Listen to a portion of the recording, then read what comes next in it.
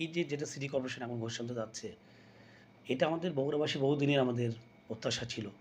সেটা আপনারা জানেন দীর্ঘ ১৬-১৭ বছর পরে একটা আমাদের বগুড়াবাসীর একটা স্বপ্ন পূরণ হতে যাচ্ছে। আরেকটা স্বপ্ন পূরণ আমাদের বগুড়াবাসীর আছে যে এয়ারপোর্ট, যেটা আমাদের বগুড়াবাসী, ব্যবসায়ী মহল এবং বগুড়াবাসীরও একটা দাবি আছে যে আপনার এয়ারপোর্টটা হওয়ার জন্য। সিটি কর্পোরেশন হলে আপনারা জানেন যে উত্তরবঙ্গের রাজধানী কিন্তু বগুড়াকে বলা হয়। যখন সিটি কর্পোরেশন ঘোষণা হবে, আমি মনে করি আমাদের বগুড়া আরও যে বিজনেস যে জোন হয়েছে আরও বড় ধরনের জোন হবে। ব্যবসা-বাণিজ্য আরও প্রসার হবে। বগুড়ার যে আমরা যে বঞ্চিত হয়ে আছি যেখান থেকে, সেখান থেকে আমরা অনেকটাই আমরা মনে করি এখানে ফলে অনেক ভালো কিছু পাবো এবং ব্যবসায় অনেক ডেভেলপ কিছু করবে। যেমন মিল কারখানা বলেন, আরও কিছু হবে। যে মিল কারখানা হচ্ছে, আরও হবে আমি আশা করি। দেখবেন যে ঢাকা, চিটাগাং থেকে যারা বড়, বড় ব্যবসায়ী আছে তারাও কিন্তু দেখবেন যখন সিটি কর্পোরেশন ঘোষণা হবে, তখন এখানেও তারা কিন্তু দেখবেন বড়, বড় ইনভেস্টমেন্ট করবে।